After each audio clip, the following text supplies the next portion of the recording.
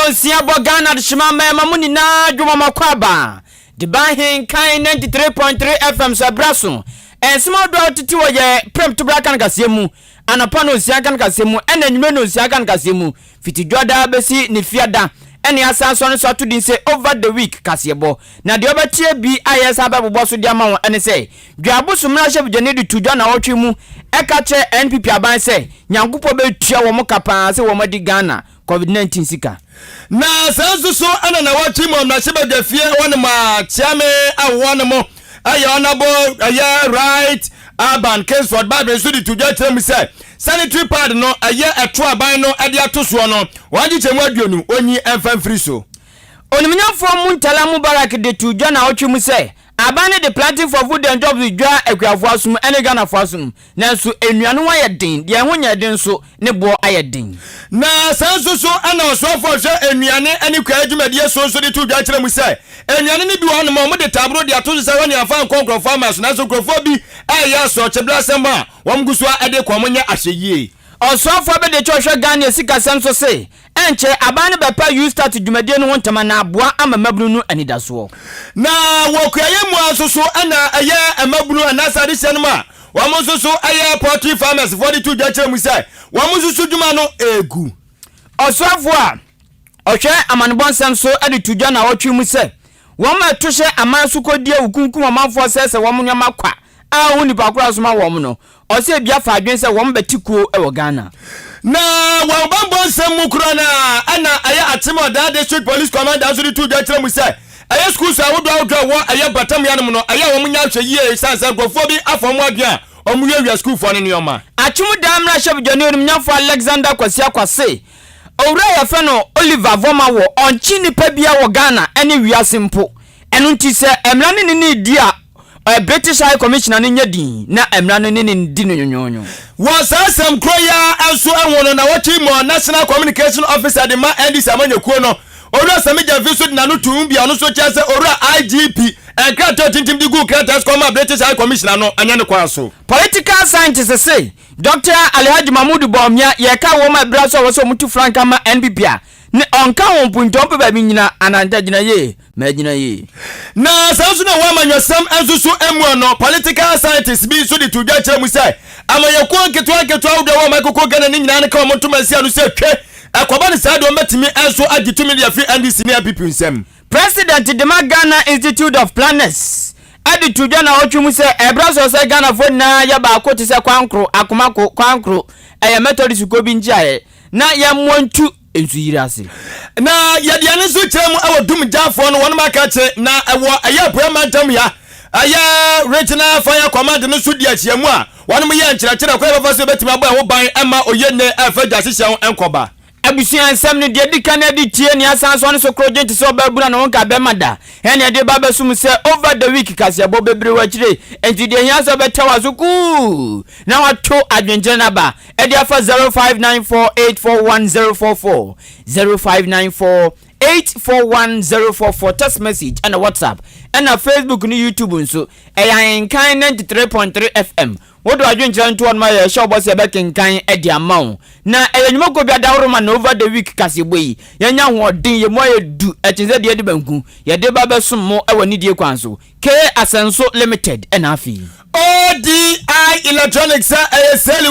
seliwa home appliances no ne papa no na so ye ne ye ade free medi kwaku anin kusi buadumene adwen pa yene kofi mensa adwen papa na papa endi wani mukan adishima me so bi ofu duape piano kase ni de ni hwam ne papa atienti no kra womti information centers be ya duana wo ma de pene e fa kase no live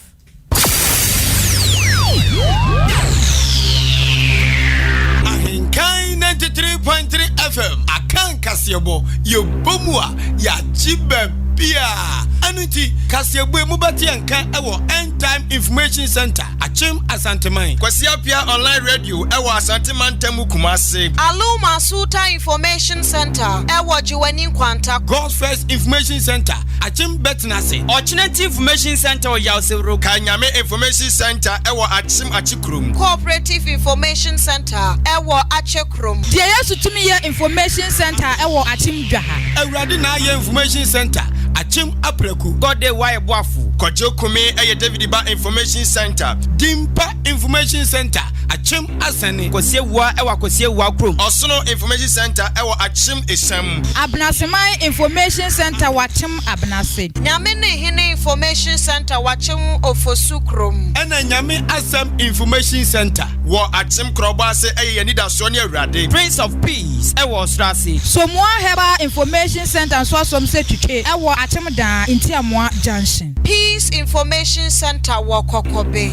Eno Sewa Information Center ewa Achim Anyina se. Kusam Information Center Wachim Achiase. Keka no Krobo eye Adom Information Center. Peace Infobiz Watakrasi. Tokuya Ebutu Achim Odumase. Adwempa Information Center Ojinanko Jama North. Chidom Information Center ewo Achim Adubiase. Bono Mantemu Abapa Information Center Goka. Sumnyame Information Center eye Chirimenken. Nyankuma ase eye Nanapia Information Center. Dai Kingdom Come a Police Zevo. Asioko Jama no Bono Mantemu eye Duaba Information Center.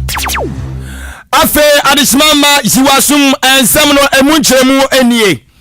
Yese ensam no asia yekọ esoro no metrem na sebedwafie. Na ayam na sebedwamu chamehene eye Right Honorable Aban Kingsford Babin. Wade ensam do di tudwa ewa na wotwi mu ade kyeremu ese.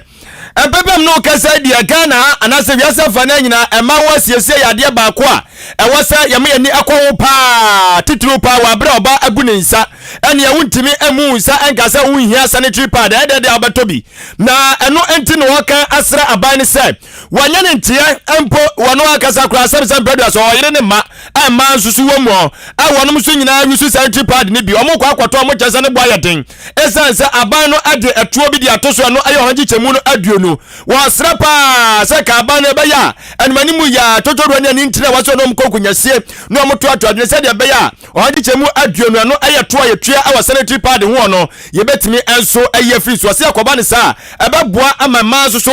awusiesie no ayemre ade ama wo no mo. The issue cuts across other sectors. It's not only an issue concerning health. And as a former minister of health, I know what I'm talking about. The name Fijai means Afei Jaime. Yes, now leave me alone. I want to assure them that we will not leave them alone. This is a matter that concerns all of us. So I think it's an opportunity for us to delve into this cross-cutting sectoral matter. It's a matter of great concern to us. No woman being used by God to keep the world going should die through that. No woman should do that. And that is one of the reasons why I said I'm against the taxation that is being imposed on sanitary pads. Because that God has just commanded them and said, look, this is what you have to go through. There's nothing else they can do. It's not something that they have to say yes or no. You have to go according to it. And that's how we all came about being born. So please, it's a very serious matter. And I think we should allow the bipartisan committee to be constituted as proposed by the leadership of the House. Na aye amnasebe jamu chame ne sadi bi episo etremu se enkata bi aba wo ben yasam na shebe dwafo no wo mu nyina sa betimi aka bi no matimi akenka na timi abo ma mu dwumadi o mu die no atimi akoso wa no entwase ba ko efe no aye origins of power ana afa ba ko so ya prosperity and poverty ba ko so eno so kira wo ya befa so aman no betimi atumpon na atimi enso akona nim ani afa so ma wedo a ahwe ase nyina no watiti mu nsam de gu sanka ta mu ben yasam sanka ta no amnase bedafo benya bie ne kwakura mu otese COVID-19 ba ye no na nke yakonya kase ede ma ban ya ewose kwa faso na kwa de chicha nioma ewa pomdi ensem na so atwa ya hwe amanei apomdi ensem so atwape. Honorable members, take time to read the book, The Origins of Power, Prosperity, and Poverty. There you learn why some nations fail. That is the main title, Why Nations Fail. Because there are critical junctures that nations use to move forward and others misuse to move backwards. And one of those critical junctures was this COVID-19. That was an opportunity for us to invest in the health sector, not social welfare. Please, Why Nations Fail. As politicians, you should read it. It's very important. Very well researched book. It's quite big, but you have the time to read. So you have to read it. Why Nations Fail. The Origins of Power, Prosperity, and poverty. Why some of us, our countries are say poor, and countries we're far ahead of are now first world, and we have no position. We as leaders must get all this and stand up to the might. There is no person that is mightier than God. So take time and read that book. It's very important for your edification and your growth and development as leaders.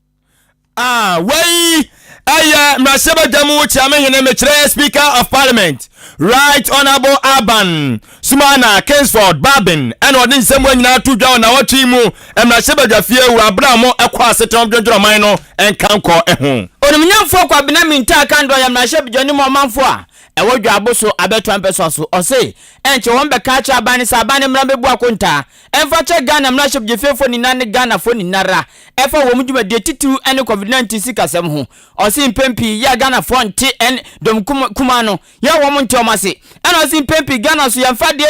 ya de dia grododo ade bu on ma ye nsa de ye didi agro pebe ha yen ya trantran wo ye no ebe plan enso no na Ghana for be tise bibiasi anse na titumika se kwa akoya wo bibi o se ebra so wo se Ghana for frase ginsem bi tituru ene de ya dodo na dom kuma no eka na so won be frase ayehwemu onyoma wodo bebraba no adi wo ho ezanse sikasem ne nyoma wodo bia ekoso no machebe de fie de dom kuma no ya wo mani nje wo kra onumnyam for minta Akan nsem eni. On a more serious note, me we na no one more mentiate and Ghana ha ade ba kwa ye ti be bu ma ba mu ni se ye kan so mu na mu yi ni akopim se e di yewu ya a twemu and say said ye no me ni nti na kasa o ye ampi na wo opposition na le ranking member ansa na apunya kukudura kasa ban mu covid ho konta na wonim de wa se come your own camp e do be na kwase bu abam di kwase bu abam de ye o so bi ase no bi ase come your own camp e do be say that the meaning na so no akocho motion we are file on the floor of the house so we need Sputnik sika now minister be said we want the bra na me say what COVID Sputnik sika no file who motion na me kika mo radio so the majenye you know be am going with that kind of at least trust and respect and said yeah come on for you no follow up and now say sabi if you walk class somewhere a channel be pacho ade channel be pacho tani pano we take it seriously.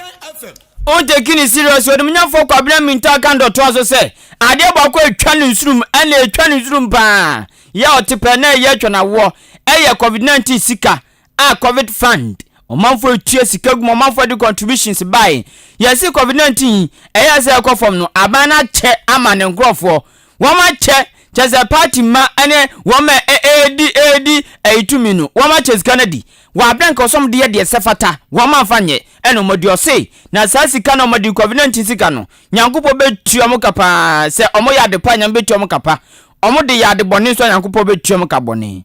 covid sika e jaba se ye fa ko ya de no na ko hospital bi wa pipi ko no mo report so mu ni bi na ye ja sika ne san chewe de ama ye mpafo ne party fo ni ama covid na ku ama fo wo Ghana ha obi wa wo ko hospital bi no na hospital ko bi ni ho e ko body be chew bi ni we sika nyina nyame fa chew da wo to da you can get all the monies in the world but God will never forgive you when it comes to life and how it is I'm always passionate and it is not for nothing come say obi ni wa perfect was as so but ye ko sika akodi bosia and yes it's a Ghana for stabilization fund I do mention back where there's a boom you see them can kosa yadie now what is the kind of time now what they COVID in your work COVID say what now COVID will check us out what yadie can be a big yard in the Saudi we are all not perfect and you do why yanyo mienu jana si an bibia ban COVID-19 sikai erozo pa abako na pani bi de nsa bom asagura ni matisa nchiwe no resane grow osi asagura manfi na wadende dizo dodomsi oberi onfa hompo obeyam ni na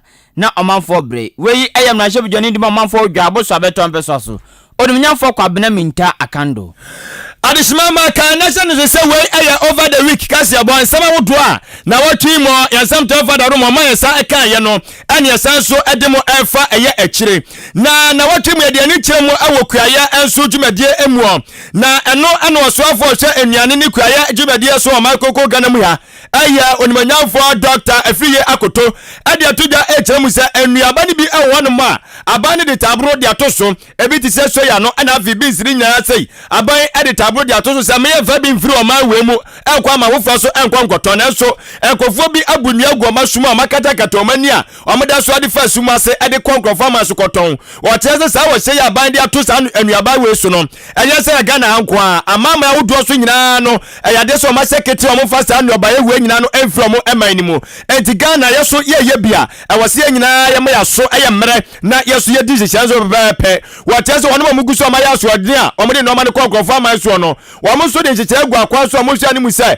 wono aso e mete Ministry of Agriculture and afe Interior Ministry and Ministry of Defense, Local Government, Trade and Industry Ministry and as afe Ministry of Finance wono mu nyina ka bo mo hwe sai ombai ma ye wo sha mo de ato sa no baye no so no ebetimi aye adwuma. The government of Ghana has set up an interministerial committee of which I'm the chairman, made up of the Ministry of Interior, Defense, Local Government, Trade and Industry, and the rest, and the Ministry of Finance, Customs, and so on, to ensure that these directives are implemented. And by the way, it's not only Ghana. All the West African countries have put a ban. This committee have met. Reason why we are bringing in the local government ministry is because of the district assemblies. They have to comply. The Ministry of National Security is also involved. So hence, we are going to be very, very strict and not sit at the borders to police the borders, but to go to specific markets where these things come to buy to ensure that they are prevented from buying. So we are going to see very strict adherence to this new policy of banning, especially now that we've got very good rains. The harvest, the new maize is already on the market. Prices are beginning to slide seasonally as we expect it to do. As more harvest comes in, prices always go down. So we are taking these measures in anticipation that the coming harvest will stay in Ghana, not only to feed our people, but also to support the poultry industry to survive and to thrive. Arisimama ene awuti yei wano ayo swafo she enuane eni kuaye dwumadie so makoko Ghana me Dr. Afiye Akoto na ochi ene odi tudwa na abra kwa kasa wie ya pe ene onimnyamfo Ibrahim Mutala Muhammad oyemrahye bjani momanfo Watermali Central abeton so Osi ba pe ubo apa o twantro pa osi onimnyafo Dr. Afiye Akoto so afo hwe Ghana kwa yonsam ni nuane ene ni NPP aban wom de planting for food adwaga na frosma adwaga azo for preacher o mate won de adwaga na frosma adwaga na sunuane ho ayedin amasensei ekwiafo dodo na ejai ebrodua agwakodua soya beans ezanse wom soya beans na no de se wanya oya asase yempo amana ebeba na oya asase yensu na bande wom ade be kanti si akam ayese eba be yisu yankase de tinkogo aja na nantwi aja na ne de ka ho na wa mix fraction no de petepeti ebe yo enye yo wala ojo ya wala odadia enti sana ese wom kono eno nimnyafo Mutala Muhammad say de abane ye no planting for food and job na so ni for so bia ma mayo ti wo mo hwe enkeka ni mansia ni nantija.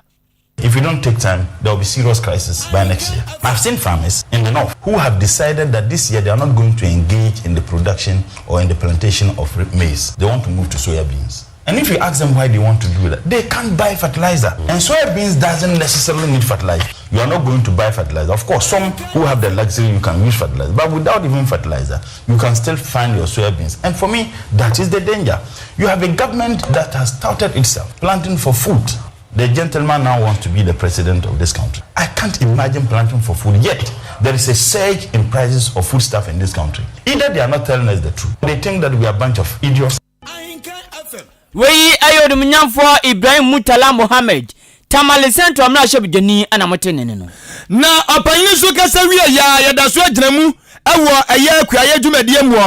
ana aye poultry farmers association for one mo ana ye ayemmoa ewo makoko Ghana mu ya na sa kuafo mo ye ayemmoa no wanzo a kire se omde adesrade pa ato oswafo no ana hwekuaye ne nuane dwumadie eso makoko Ghana mu ya so ne panyufo omunyire wo motammu pa sadia beya one mo di so ya bi no every oman mu kwagwafo aman so no eto betimi atwa sanse one mo moa no ye nyina ye nimse nuane a omde ma one mo aye so ya bi no na so ya bi ni ankrofo so ede kwagwafo aman so die na jese adwuma ya no beso mugu no no wose problem no kasa die poultry farmers no omodo to na wanji chemu be se aduonum die womunyuma agugu atese ha dwere pa.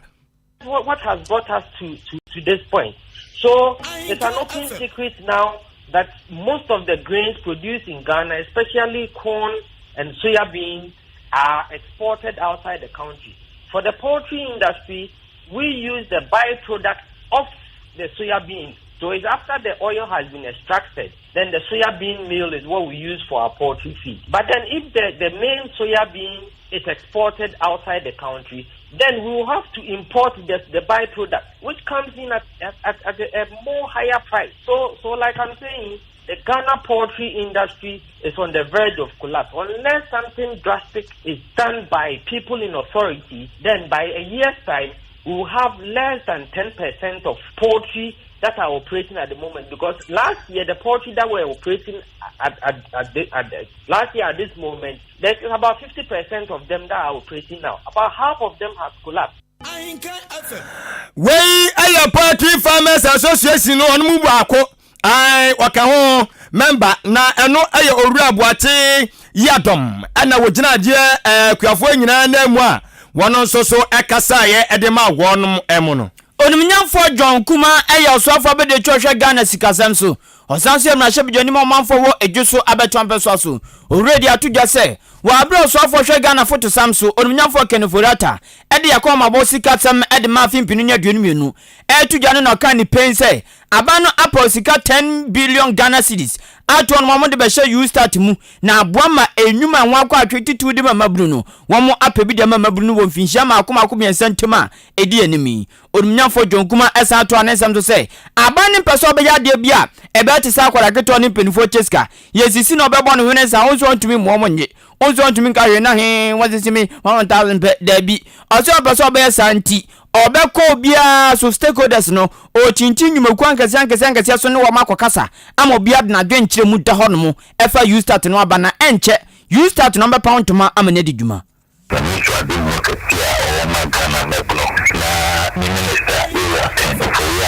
so edition and so obey Christian Ghana sika ye kitchen democracy na to be magma Ghana say 2022 budget na which is 10 billion cedis the next 3 years no we should say the best of Ghana and magma kwa the first one the management na so na magma so any that so say omo kasan so that so na we to one and to use that no we say man to be a better one to man, but the idea is also Magana Pumina to Wasam and Bakana Montani, other Paman to Makinti and Food Media, stakeholder engagement, and one year Tamali, and Fancy, and then I met to me and Sa, Yeshia, Regions Minglani districts, no in Zone, and to say about the 13 out of the 16 regions into 261 districts, my Ramakaka nearly. eni amuti ye ayo soafo abede twehwe Ghana sikasem so oyem na hye bidwani ma omafo wo edwuso abetwampeso so onumnyamfo John Kuma abusuafo na watimu ensem ayegusu de asumwei yadam live ewo Facebook Ahenkan 93.3 FM wodi na chi ababwa na won mo de wagire otimpo asem no na wode aguwa no beba ne abaken kan de ama bra sefatamu ani de no obuo kwanso anu ahye na afufra so atimi anya bi ahye YouTube Ahenkan 93.3 FM also yadam live okwa no subscribe no abake abusuako no ebwa wiye pa wable di tumade soko bia no na yede be kwa live ewo Facebook anase YouTube now so wanyankaibo ewo video no eso ya to so na watimu ya de ni kire mu enso so ewo aye nwumasua no aso ye na osofo ye nwumasua no aso eso o makoko gane mu ya ayo ni monyamfo yawo osai adutwum okasa di tudwa kire mu se empepi no se mafra ne kwa akwatra aye enso ya se ye BCO se ye wasio obati ye senso ya na liki enkwa na nya pipa da danse po na makwa akwatra aye na wunsema bebre enu ntimpempem no kasa di aso ya mu na hwe enso ya twa adwumadie eso ewo makoko gane mu ya no aye West Africa Examination Council waye kirekanti afra wonmo wom de hyehyɛ mapagu kwa so pa a kyese yade aye CCTV cameras nyina bedi nsɔre na chi fiti baabi a yɛtwatwa nsɛm de gu nkrata so ɛne baabi a bɛfa nyina no wonmo ayɛ ntotoɛ ɛne mpo sankora ne mpo a twere nsɔre na wonmo hwɛ nim so wom de camera besi wom so ɛdi sɛ oyi obi na atwe ko se pa ɛne adu papa so bɛyɛ hye ɛdu ɔtɛsɛ ne nyina ne ntotoɛ a na so ɛyɛ no ene afenso no eye asoamo ye from say national eye intelligence bureau and national security no omaka bomba omodigu akwan so.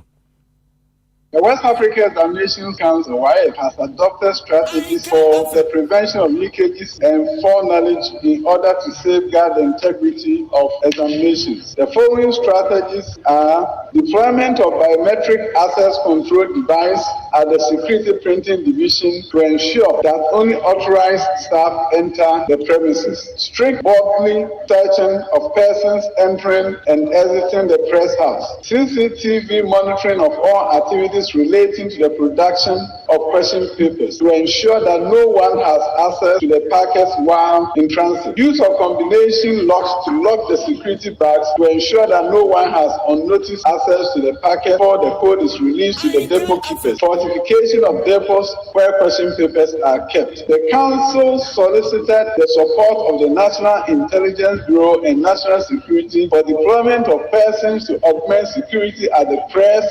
during the printing of 2021 BEC question papers. So will once again solicit the support of the NIB in its operations for 2022. Adisimama wey ayo swafo sengumasiano asena eswo onimonyamfo oseyaw edutum onimonyamfo kojo pankruma ye emrahye bejani momanfo wo ofo asayere bi abetompeso so Ghana oswafo hwaman bonsam so ono no ode atujo sama mbofo terroristi womu etumodin papa na aman bia wo biblemianum sei womu de omuka franchi womu tisi won mai mo papa na mso mu tisi won na de dima yawo dima kuma beti no mso kam embeso kopo ne boza leva timese leva bonjour jaze abra opa anibraba terroristi womu tumodi womu tisi kroma na omemu so ya kokra so ya pache so ye mum se etotwu eden womfa ho wombedi wabro wombepra na eno na se woma fomutiri mpo se wompeso mbeti ko ni bi e wo Ghana nim sei onimnyamfo kojo pankroma sei womo onioma edi adanse se impu woma frase afa Ghana mabru ni bi ede womo bata womo se de bia etrimodin ewudi a womu di no emabru nsu besua na womo abeti ko ni bi wo Ghana sa etuate dom no suban start wo Middle East ho baby ebi bedu ebi brem srem Sahelian region no afofra basie sama ye ka Ghana na homoni so ade hu ni say on person om create sa territory no mo control ni bi e we ase na dia ama etwa to ma ye machine pa ni say se no ye wonyina so a kire nse wono matumi afa Ghana fo bi e de akoka omo ho concernant to kwade te said dia English abrochi mem kwala bi ni France kwala bi kokosua ewi edi ko omkrum no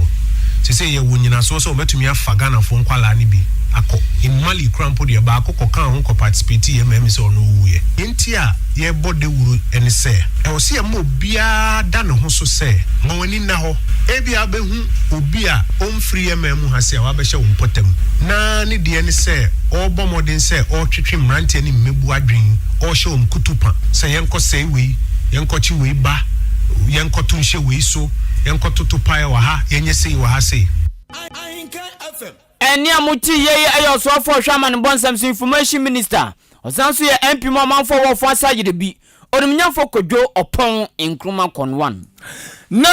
wo apomdi anase we ya hobambo ansem wo no obapiamu awo odan ne mpatam anso a eye odan district police commander eye chief superintendent Daniel Kwabena amu akoso di tudwa eka kire eye school so ewo mpatam ya no mpanyufo ese wasere oma wonum anya do metimi bi asere be ya ombebo mo school no enioma ho eban esense nkofo bonifo bi ayoma dwen se o mefri ase akọ school so awudu ma ko wiewia school fo nioma wase nansen eniama fo gusom de report o eba anu nti school fo mpanyufo no ahwese o betimi anya ade hye nbinum o betimi afom se bia security personnel fo bi anase eye watchmanfo no wonum ehwe emo school no japade ho eban afenso a kire school mu o meya nkane ani ho omo yeso mdi bi babbo no mo na afenso palo kwakotikoti ni bi no omo yeso betimi da toto omo nioma mse de be ya ni nyina betimi abo a ama bambo nsam atimi SCP esita e wo nioma wodo a e school so awodo mu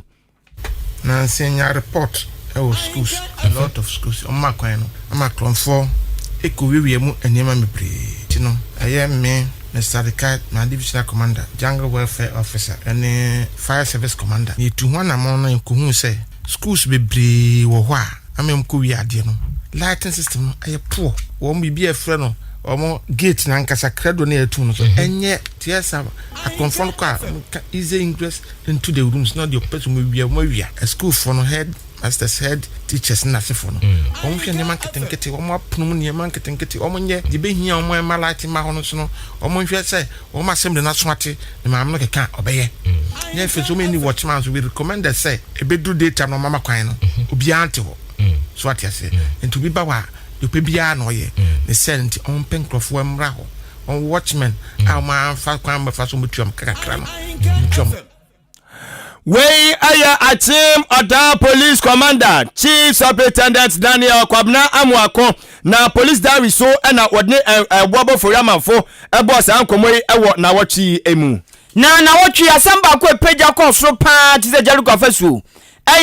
IGP George Ekufu Dampare ene British High Commissioner Owura Harriet Thompson wamonsem esore pa ya mami ko trete ya Owura Dampare ko bisane nsemfu ama akoma ko dunum 15 so nya no sanitente Ghana mra ya adwuma na obia de tutwasoma ya che no o se me de manu batum ese be commissioner obeso ja na be hwenkwam asama sori ya di hi ewo Ghana na namso ama chimda mra shebdwani onumunyafo Alexander Kwasia Kwanso di na no to asemu mbi se Mausi Oliver Baka Voma wa ya china British High Commissioner no koka bi no ose sa Voma wo no onche ni pa bia wo Ghana enu nti se emra na di no na se ye de ne fam na kwanso a maame ni nya din na de oye no ase amanyosem enu aba Ghana babe na mu madwuma se omrama no wo ya to ba bi enu obetata Ghana e ba ba amanyosem be hyehyɛ ndi fuaji onumnya fo Alexander Kwasia Kwasande tudwa se ose de maame ayi se nkaye na nka Ghana ni bia ya tu ni so nkwe commissioner wo abroche UK abrochima mu ena nkokɔ trete kan se ya kana no sinu ne ya wona tukozere akore asoma na wanko no se Bragana ne enye sei e wo man we mu yenti ni nsem no enne eye den no madane om ho se yewura IGP ananse ye nyinara ebo mabaso NDC fo ye nse na mbo mabaso wache stika wache MPs ni ade musie oye adwuma IGP we ye na ta dechi sa ayi aka de sai vama wo no won se ni pa bia we never scolded NDC say wo mo afum say wo mo ma nipa no a we diplomata wonya ni emu ye man no kabi yankasa ntia wo mo ye hu se mo na mo aba mu mami ambassador UK yenyi tum se politics no ye enti ne wo ba Oliver Vama wo o te se me no mienu a ye betimi acheme IGP betimi acheme enti we mami politics no ye eno ne asem a IGP se da bi madwuma ne de mentina ma mo fanya politics ye madwuma finchem na meke memi nam kwan na IGP betimi acheme cha no mepa Oliver ya che wo no wunhia UK High Commissioner na waba bejewu na wabeka kire wo se ye policy for no be kire se ne adwuma it is a Ghana High Commissioner to UK ebetimi atena UK atwiti say ka the next day no obafi ka the next day no di so we aya chimdam na shebdwani onumnyafo Alexander Akwasia kwa chimda zongo fo bo a wo mu hubo yenti wom se Honorable Alhaji Sanda na wo ayesansem ya so eho ena National Communication Officer edema National Democratic Congress NDC amanyeko no lawyer Sami Jamfi ono so ede anu ye baaye ana so di tudwa kire mu sai no kwasam ye ba ko pe police fo nyina sa dom kire Chief Inspector General of Police owura Dr. Ekufu Dampare nyamianim nukuro ni wanya de enzama akuma kudunu mo tintim digu nkata so de koma British High Commissioner no entwa ye ba ko kura sei wasema amena sema oka ye no sabi anya bone so adentra no okire ye na nti wei na wokwakwa cheke nsem we sabi sem brothers adi di atam krampo akeka ho owura Sami Jamfi hu ni se ensema DPD koma British High Commissioner no ankoye kura bufu pa se omeyi police service ba no dani IGP Dampare obetumi atwere krata etesi edi akwa UK High Commissioner or Ghana yen kan kure enchire ho because you see Ghana if you mertentin be sinne if in 1957 wasaje for Dr. Kwame Nkrumah di yenim kan ma yenya fa ho die fi UK abrofo sem edi sinne no yeni UK aban ni o man no awo ayonkofa papa aso abapa ama man mi no nyina In fact, ye wonyema bibiriya ene wo Ghana ha we can boast of her and nam sa yonkofa no so ne yenya. Eno nti ye wura dampare ne kata watwe ya directly let's say ensem a wo kakra wantimi enfra ntoma wantimi use diplomatic language said kasa ehote na wahwe da say osopa high commissioner of Britain to Ghana no time na nimbu ase ma Ghana and we must condemn it because ebetimi anya nsunsu so bone asay ayonkofa eda o man Ghana ni UK province. Adesimama ene awiti ye eye National Communication Officer Edema National Democratic Congress NDC lawyer Sami Jamfi. Political scientists Edi ababa tuja se ebiem owura ya ogase oye NPP amanyokonu owom bi pa ya the party no do danimu papa Dr. Richard Amwakuba say Vice President Dr. Alhaji Mahmoud Bawumia e was so sinchan kwani kwa say wo ma ekopre say wo mbetu Frank Adiama NPP amanyokonu afimpini nya dunu na no odi no badim on sinche sanse ne brenson owura Amwakuba essay Dr. Alhaji Mahmoud Bawumia ne mfiso akra wo ma ekokono eye ntipa no wo mo tonyina nchen na o se so odi o mampani ati se Vice President eno nche se wo betumi ayadwuma no so mampani ankasa ana ba kopre Frank Atudible no eno ti Dr. Alhaji Mahmoud Bawumia obuo ne ani ndemu on sinche sanse ne bre enson nensimodi tudwa no abushi bi ni. I said to Bawumia, I just want to call for Bawumia to step aside because the rancor is primarily between him and Alan's camp. Bawumia to step aside. This is strategic, and this is what political parties do. And in this case, this is what NPP should do. But no one is in charge of the party. No one is, and those who are in charge, they are part of the problem. The goals of the party is not necessarily the same as the goal of the candidates vying for the power. The party must be strategic, be sure that we are going to win. Bawumia is a lot younger than the rest. Truthfully, he's not a true blue-blood MPP member. He's an outsider. Fine, he's done well. He's gone 3 times. Initially, people opposed him going. Nana insisted, he went 1, 2, lost. 3 times they won. That's 12 years. Now, he wants to come again for another 4 years. That's 16 years. Is he the only person in the party? Just because you hold a certain position, that does not mean that automatically you are the next one. No, that is the party's position. That should be the party's position. But where is the party? Nobody's talking about. The party itself, the leaders have turned into cheerleaders. Right now, if we were to vote today, NPP will lose. Many people, indications are that Nadu is not doing well. If Nadu is not doing well, Bawumia is not doing well. Pempe was in the Pempe. We NPP ni ba people pika. NPP moja ne gunimu. Osanso a political scientist na say abodi mu nyansa peba no amanyosema obeto che Dr. Richard Amwakuba. Adesimama ye kan na se se we eye over the week Kasiebo ane egusu ade asomwo na watwi mu ensema oduansam twafo ma yesaka ye no ane egusu ade esanso ane nam ekire kakra de ma akotene na esevata se wosatimu enchiremu abiem na amayosemu ano na eye political scientist ba ko so eye owura Samuel Boaten ono so ekasa ye ade tudwa echiremu se no kwasempa ne se abayi enoma bi ekoso ha dwere pa se enoma enkoye na so abana ye na adwen se wono anya eye ntoboase no se se enoma mu na enkrofo bi kropo mo ben no ono anim se mo anya ade na so de so a ade onom afemfam ne ho na omugusu ebu aman no trokan no wose ayahomete na eya no wose de eya pa nsusu wo mu ni se empanfo bi wa ban mu omo akasa nim se asumasi no obenten wanya ade enoma bi ena ma ban kwani mu na so munyina koma no atum se mpredua so mum ko bi o ma no pa e beka so ma no mbon o ma so be yese pa enu to munyina koma no atum na o kire se eno so yade ba ko a edu o man yi enya enso nya parliament asede omu gina brand parliament yanko yi omo rubber stamp say abandi bi ti mu ana omo aye NDC for your opposition ebeye today enso say ebegiro omo so akoje na ya dia tum no mi fa say eno na Ghana fo be nyu didi na de omo total party meka ne dey ase omo nya amanyi ko nemum omo ye political movement omo nya pressure group nemum omo ye political group Your NDC NPP in Kwana Manyoko, Ewo Tumio, they are changing a political movement. So far, Article 55, Section 7B now. I know she, Amanyoko, as I say, a tone through them, Uji, Abontin, Pesano, and a mention Mantomo, and some at the national level. When we say we NDC NPP through other political parties, and I made them who know my political movement and offices, and even a clerk, they are back. Other regions, Mempo, and Sanya districts, and see no parliament as said it. We get man for say we no mo pe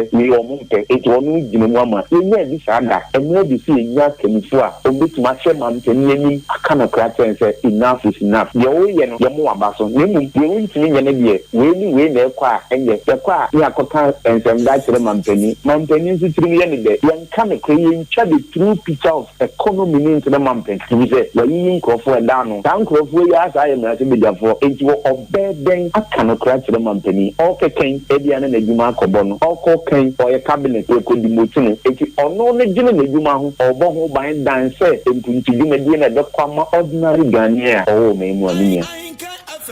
Adishimamba way aya political scientist aye Orua Samuel Boateng waben ewa monyesem empesempesemu epa. Omampani ana penyino otua Ghana Institute of Planners President Mohammed Al-Hassan Damba ade atujo se nsuyiri yade bia ha adwempa na nnensa enso pete kakra go he enkran kronu mu kwantempo a ekonsawom bia ya efa no chese okọ Tantra Hills de sanitary ekwan so yiri se tam na ohwa se epobim ba bi pa na nso yiri Ghana ahini kro enkran no ena yiri ka ekọ ka eba bra wo mo brete so no enya sem ketua ena owura Mohammed Al-Hassan Damba se adenti na suhiri ha o mensa wa bre wo aninti na pabene a wom se wom abenti ema wom dibre ema wom tumi na yema wom dibre bi wo atena awodro na wom nyantoto engineers awodro ne wom ekeka ho ose mo abana yebi abano ede ne foto ne nimdia ne na hoden ahyem ayebia se nsuiro betu ase nanso enkonte braso se Ghana fo omanfo na galanso yen fa ye hunhyem na ye na yamboa mansuiri bebrebe a ha dwomam no yentu ase. The rainfalls is a natural phenomenon, and once it happens, we have to have a way of handling it. In our case, we have challenges such as people increasing the paving surfaces in their homes too much. By law, people are not supposed to build or cover not more than 50% of their ground, so that when it rains, at least on each compound, we can have some of the water contained there before the little left flows out. In which case, even if the drain is challenged, it can still be manageable. But in this case, we have, in most parts of the city, 100% of the runoff getting thrown out into drains which are challenged themselves, and so they become overwhelmed. There's a issue. We are President, the Ghana Institute of Planners, Mohammed Al-Hassan Damba. Na Adishimamba said ya sitremu ya betime aya hweye na no matimi akonkan no ye de aniso etremu ewe ye dum jako no wanma so ye anya na wati mu wanum so ehyem nkabupuni mantam yanom akabuni mantam ene mantam ahodo na ntapo mantam ya so wodi ahyemu na wabra Eastern Regional Fire Command no onum di ahyemu na wanum so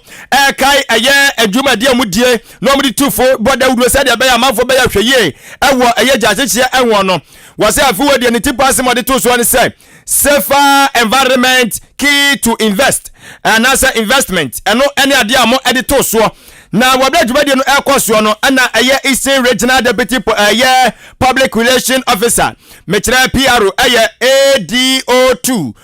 Daniel Tete ono so kasaye elo di tuja kire mu say aye yenya hweye pa ewo aye anyamode awodo ewisu ewe ye fie said ya be ya eja bi enko somo entu djumade bia wudi bia na wisu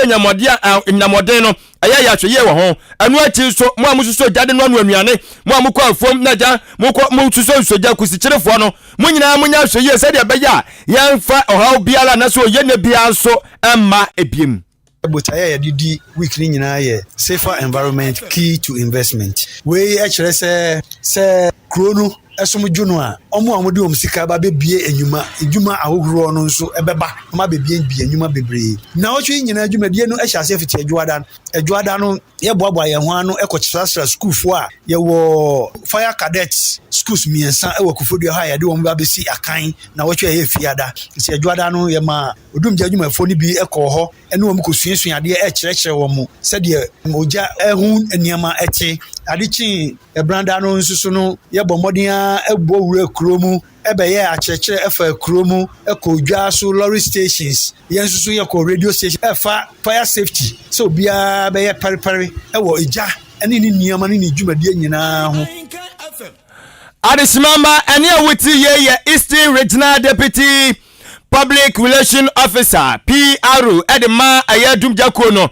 aye ADO2 Daniel Tete ana Adesimamba ote aye nenka eno na watwe momanfo wa achim esem wa premanto mu de omakosam tuja na awre ho pa ansa na no ke Asenso Limited me pa jose min kan jose bia yo wo obepi achim dane ne potam waba eyentu waba iPhone tu waba badinto du waba me pa cho obomodi akokumase anan granya bomodi ase woda na wusinu ana ba bi oye adwuma no so mka so mo sesa furniture se wono mo furniture wono mo enkunya tables bookshelves and afi wardrobe chese empedua ede bia ye furniture no aya bomodi atike Asenso Limited won kire wo mo opanyini obon ba bi na enkunya ne nneema odode abawton no ne dia nso obo manfonti watete so ne nneema so eye papa na kunyo so wakunya ba ku bi atremu yadwuma o yadwuma na na esa masajo enti abiri bia wa hoden ene bi so wono ma chese e masajo enti abiri bia obi bia flexible obi bia flexible eye ke Asenso Limited ke Asenso Limited kro ya ne nneema so efe eye papa abo bi antumi fa na no nka enti nta abo de ne besu afebo ehunda ena afi de aye abefo de no so utimo atumi ko ni mbu atwitwa ho dam eno ne enkonya no chese nneema de enwanwa na enwanwa ne bonso eda fom me pa cho de bia me ka se aside se okoton baako ana companies na mo kokoto gu munyuma mu no mo amotonton furniture mo deli furniture no kamuniki Asenso hwimbom chese ba fan fom obebo mo pa 0244 568 014 568 na chira kwayankasa ewo circle adabraka oko irankin kikwan so a enna Kaneshi Flamingo Road nso nkrabatan baako ebutuo na ODI Electronics adaruma ODI yatene so a na ya sorry sense na daruma nchi wade kasafonyi di about the fridge about diffuser about gas cooker nie blender nie carton nie washing machine nie ceiling fan standing fan iron heater ni nyina no ODI dibi abepiem achememu home appliances de na so ya na yakwagwade afiri me pato ye dwadini a wudi sa no ma we nyina wudwa me ha hu bebre froka enkwa krapuri mantima sa santimantam wudi ane se oni ODI bedi nkomo ono a de no ma no eba betwa wo ewo ha wa bra odi na tufuo buomu ede ebre wo ni nyina so ya papa we nton fa nko no wansan fa babia wasanso mu wakonya mu atwa ngakangakra ODI yetene so a na ya sorry na osebra na de ebe kire se we na mepe na mum ODI wo se ya sai ne odi abone bo odi bo ne bo so music and social no problem wa ba ne kwa de ma nko ewa se uzika na ka eto obaji skana to no wakoye adwuma gakangakra aso de kwana wo pane bua na ODI e de amawo yada na se no no kro ya azu sei ene wo sei achichiri bancha sama mu shemo Facebook live any YouTube live no obi share wa kabupuni mantamu asante mantamu atoye mantamu atividu mantamu to no sa no bia na wontimi emma apoye mantamu ya chema boabo ha eti wodi an se woni ODI bekasa ono anim kwa befa so no ma no ebetimi aduru akache ODI Electronics any Ahenkan 93.3 FM the best in the East Kasa video no ebutu da nkromu ewo achem aboabo odi eni efra 9 ewo 0550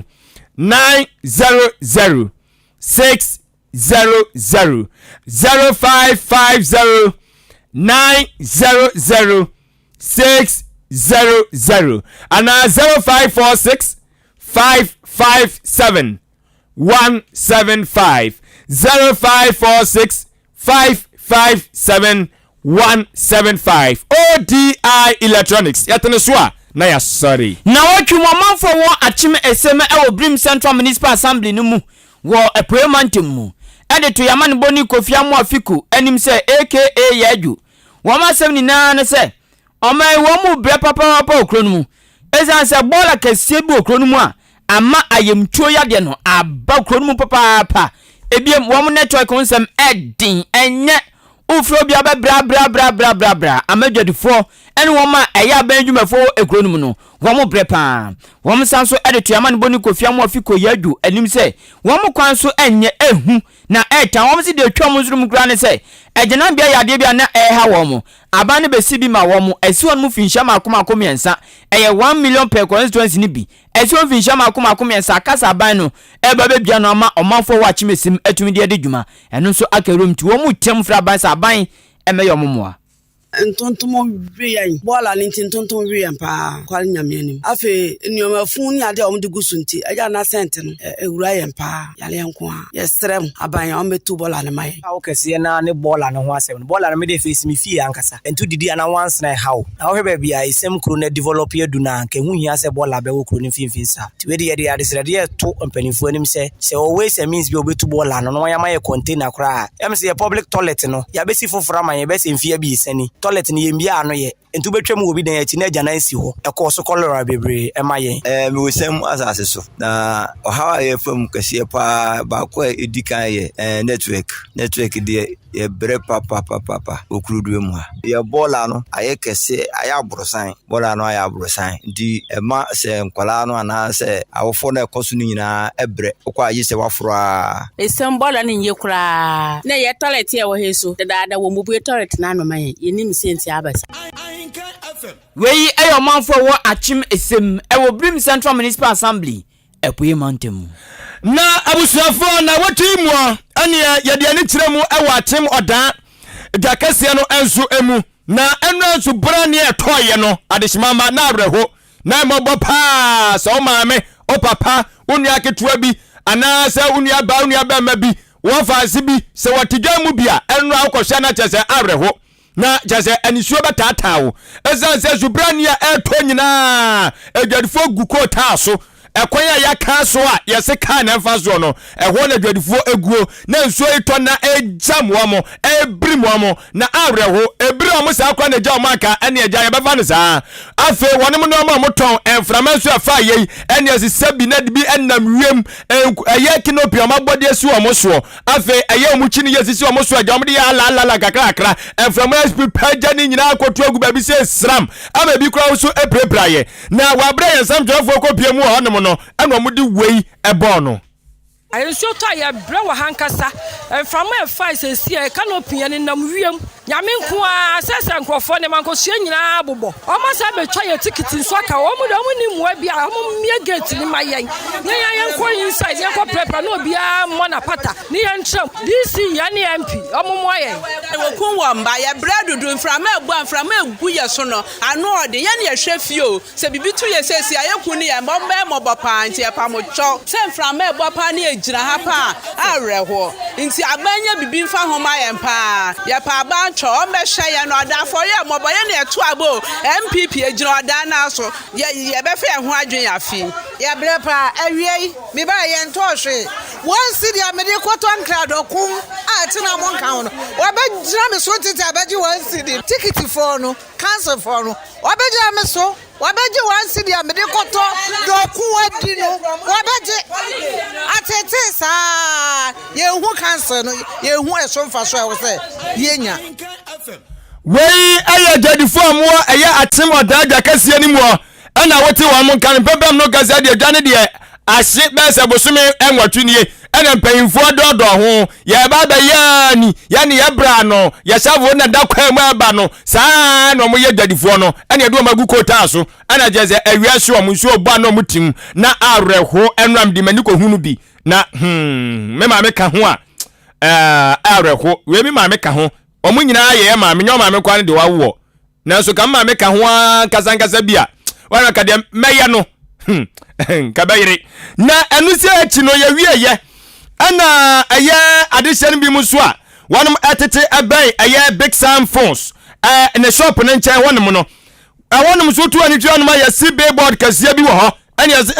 na sa billboard we de se de sibesi ni de ha betimi abosan se yesi ama nade no omunya fo bia fo nyinta so ntie nim de okosi ye ko bi fo nyinta so de aka oni pakro ani akadima kumdima ya ka no ke be kwa hwe no ba bi ose bia aka kwa ye no mane betu ye na so bia fo nyinta so ya ye nade ne de si wonam na nade ne ya ye na atra abakwa mu a chese ka akora mpo fo no wanhwe ya ubetim di apem enipa na mo na wani ama wo so da ya na dusumu a ani obetese wutiri eganyan ne ekwa ya kora no amane bo mo de dom ye ne kire se ebi mu kire dika yuhwi mu dada a chese ha dire pa na de sem wo no musoso ani e kasa isre se olipa akora de sa board nukosi wona na se big board nukosi wona no ani mani mu ya wonhwe no go bija mfa mfiri wo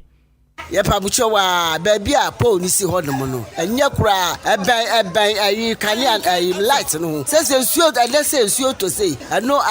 wusu se ya tie semala ani die mu a mumbeyi na esa na driver for dwalu susu wa mo di tia se dwalu so se no aba abontim cars ni adi nyina wo hodom tie semala baby a Paul ni si die enye ye pa bucho wa di nyago papa bucho munyi free hodom ne ba store kura ye mu hihye ye nwori pa kura ye ba ya na de no nesi ho ye ni mo pa kura bisi wo ano pese awia ntuo to se ade no wusu saa abofra bi gu adu hwehwehwe akwandu ese ode ne saka oh me de po no eben kwan rodo po say de wasen ke ben krotia na de sa de wesi ba ben wo kokra na wan sha wo mumati mepem e ma obi pra it's very risky drivers for be mi ni do muti apem ohwe ma me ya wo ko ekra na hwe bebi anyi ti woni bebi adiwo very dangerous inso tono mframabo na se ka dade na ebetima shoku nipa e de owu beba Adisimama wei eye adisia no ma mo so wo eye odadwani mu amo eben baby a eye big Sam phones and shop no baby a wo no ana wote wo monka no billboard a obi akopigagasi wo no se ken na baby esi no ha dwere da chi bia na de hobeba aba kwa ni mu nyina achi no ubon se eye enhoma no ai anyina moden kanea ne homa no esa ben no endi se we nsuo tutu na kwaka ho na obi nam na no krampo ekọ ben billboard no kakra bi pe asembetimi aba areho yemfo manfo adwenkyere bi ento aso na yenko na nakua moa boaten edifree ablekuma ene bai na odifa Facebook live na nakua se kase no otie papa no say aka Dr. Baumia is coming. I say fantastic news. Ahenkan news simply the best. I say Charles Nkonkoma Obatan package Demfua vice women organizer and national women organizer and I still I say woman goes on tomano no gutani dibrim and I say Pope national youth organizer hopeful NPP Boshaba amidst God Suzongo say patriotic voice Mesre NPP phone na say mumma na yanya ba ko ne anya dwumamom ne ye ne sa ebeboa wasin Charles Nkonkoma Dr. Kwame Efiye NPP national organizer hopeful onzo jano onumnya for Steven Intimba osi national chairman hopeful osi president na nado dan kwagufodo ne NPP aban womu ache akandifo papa hesa se womu dwumadie konkan na osi Nyankopon enhia womu osi eye dan a 18 de wombebum womdo mkotoje tra na anye womuti ena mabetwe ho womde besim ebum Dr. Baba Zambo also say master planner Junior Kintampo say who said NPP will win 2024 wombe poto chia we are breaking the 8 with live and college neza ono so asema okano no na asema okano say NPP be win wombe dinkunim tiwa ose omuntumi ninkunim no fasam to baby esanse omo ye den wombe dinkunim ose Charles Nkonkoma Dr. China NPP national treasurer hopeful nango bar mashara na obi a chiecha de ope chano no ya fa dwenkyere fa Facebook nsi ebre ne kopa ti ekọ convention si enwe ye producer eye Kwabena Akim achim asubuade hye baako pe aka Odogo Kwame Asante efri achim akokwaso ne takrase de onabu kojo pon kroma da roma wo ma ye kwan no akokwaso mum wo ma ye kwan no sa na omanyaye omaguso omaguso na se me de kaso ehu ye omaguso sa omaguso chepe na se ne ga ya ba no na takrase de ne na ehu wo mo se na omo district ye two dam more than 100 years we de ne ehin ofita krase ne akokwaso na wo se mfa de ne ehu no takrase de no ti akokwaso de ne aye no maye no na takrase de eh bonzu ehu omutumi de adwugu so se de be adwene be tim futuo no so enye takrase ehonum na yifiri no ma mi keti wo no salina no omo de naka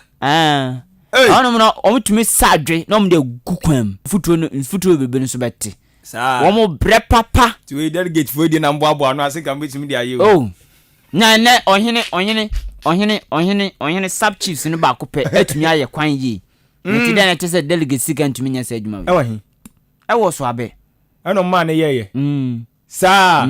okohu DC eno sa kohu oma ne man hene ana mo permit no yeye osisi aside excavator no sika odi shemu yes a project ne 40,000 ne akiri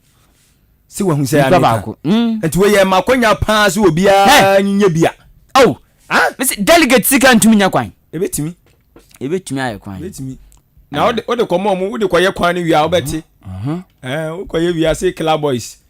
yanum kwa ode ebedi ne omaye wom de ebedi ne kwa kwa bra ne nwe kira de enti ne yabra yo enti na waginu okogum no odi wia obese wa kira wonsa nya bi nia na no ho tete no delegate for the bia ka kira mo sika na mo ginu munya yo munya ne sika na mu die no ate yenyina ya bra ne yenyina ya bɔ mo na mo kwa mo enjoy mo da munni ya munni me da bia meka da bia wo se mo nyame yate yekɔ medin adikwaku billing so air technician on duty medin dikwaku enin kusi bodum mene adwen pa hene kofi mensa adwen papa na papa endi wani mukan Kasiebo na si yesi a chiamu pi jama mumo ni tie